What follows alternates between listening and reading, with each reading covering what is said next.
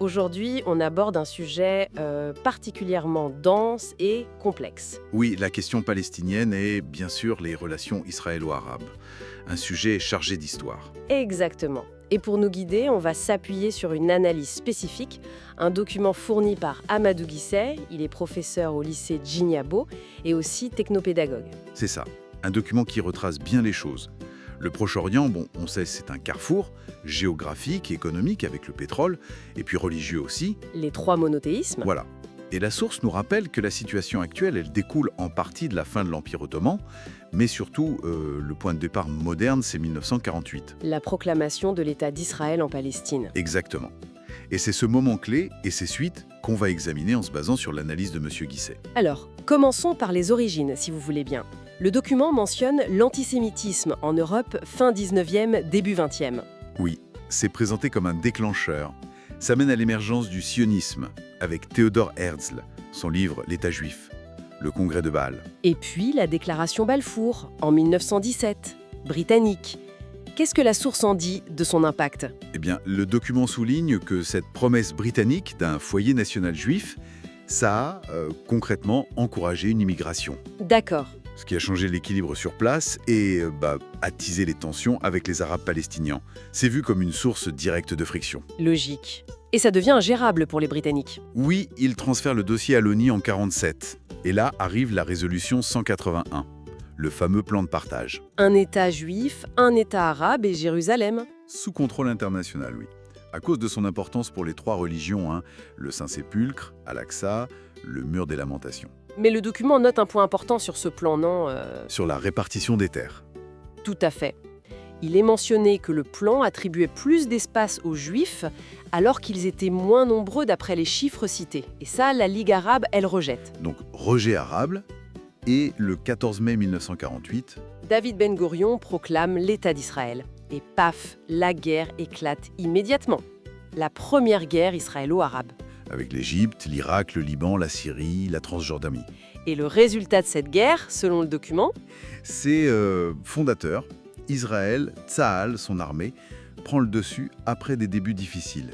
Résultat, le territoire israélien s'agrandit, au-delà du plan de l'ONU. Ils occupent Jérusalem-Ouest. Et surtout, la source insiste là-dessus, l'expulsion de centaines de milliers de Palestiniens. La Nakba. La catastrophe. Et l'État palestinien prévu? Il ne voit pas le jour. C'est là que naît en grande partie le problème des réfugiés palestiniens, toujours d'actualité. D'accord, on avance. Le document analyse ensuite d'autres guerres. Celle des 6 jours en 1967 semble très importante. Ah oui, cruciale. Le document la présente comme étant déclenchée par Israël, face à la fermeture du golfe d'Aqaba par Nasser, et aussi face à la montée en puissance de l'OLP. L'Organisation de libération de la Palestine, créée en 1964 par Yasser Arafat. C'est ça.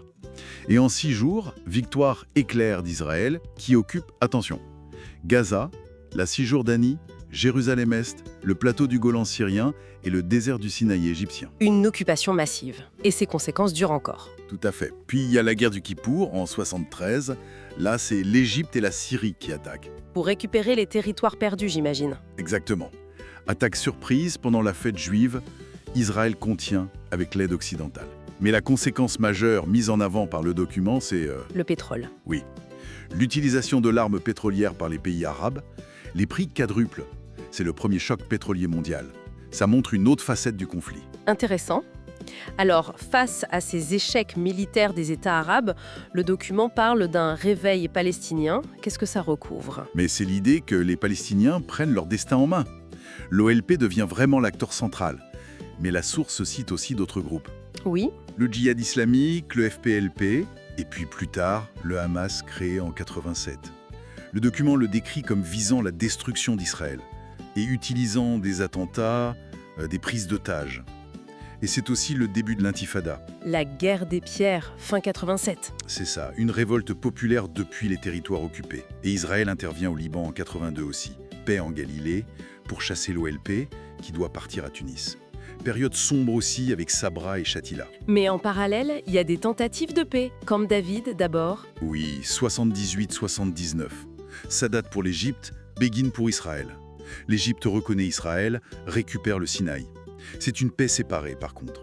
L'Égypte est un peu isolée dans le monde arabe après ça. Et ensuite, les accords d'Oslo en 93. Ça semblait être un grand espoir, non? Absolument. Le document le présente comme un moment historique. Reconnaissance mutuelle entre Israël et l'OLP. Poignée de main Rabin Arafat. L'idée d'un État palestinien basé sur la résolution 242 de l'ONU. Retrait des territoires occupés. Mais comme le souligne la source, c'est très fragile. Et l'assassinat de Rabin en 95 par un extrémiste juif, ça bloque tout. un coup terrible au processus. Et après ça, le document liste d'autres tentatives. White Plantation, comme David II en 2000. Sharm el-Sheikh. Beaucoup d'échecs. Puis l'arrivée de Sharon au pouvoir, la seconde intifada, la construction du mur de séparation. Ça complique encore tout. Le quartet ONU, USA, UE, Russie propose une feuille de route en 2002. Oui, 2 États, frontière de 67, plus ou moins. Mais bon, ça n'avance pas vraiment. La mort d'Arafat en 2004, la montée du Hamas, qui gagne les élections en 2006, puis la scission Fatah-Hamas. Et plus récemment, les accords d'Abraham en 2020. Oui, normalisation entre Israël et certains pays arabes, mais, le document le note bien, sans régler la question palestinienne au cœur du problème. Justement, quels sont les blocages persistants que l'analyse de M. Guisset met en avant? Alors, il y en a plusieurs qui reviennent toujours dans les négociations. D'abord, évidemment, la question des territoires occupés depuis 1967 et la poursuite de la colonisation israélienne. Ça, c'est un point majeur. D'accord. Ensuite, le sort des réfugiés palestiniens, le fameux droit au retour, extrêmement sensible. Et Jérusalem? Le statut de Jérusalem, revendiqué comme capitale par les deux camps, très compliqué. Et enfin, la crise humanitaire, surtout à Gaza, avec le blocus, etc. Ces points sont vraiment les nœuds du conflit, selon l'analyse. Donc, pour résumer, et en nous basant toujours sur la conclusion du document source, le problème palestinien, c'est encore et toujours celui d'un peuple sans État. C'est exactement ça. L'analyse dépeint une situation où, malgré tous les efforts diplomatiques, on reste dans une zone d'instabilité profonde avec des cycles de violence récurrents, faute d'une solution politique viable et acceptée par tous. Voilà, notre analyse d'aujourd'hui s'est donc nourrie des informations et de la perspective offerte par le document d'Amadou Guisset, professeur au lycée Djingabo et technopédagogue. Et peut-être une dernière réflexion, inspirée par cette description des impasses successives dans la source. Si tous ces cadres de négociation, comme le montre bien le document, ont échoué, est-ce qu'il ne faudrait pas imaginer des approches complètement différentes, des pistes nouvelles pour sortir de ce cycle ? C'est une question que la complexité des faits soulève.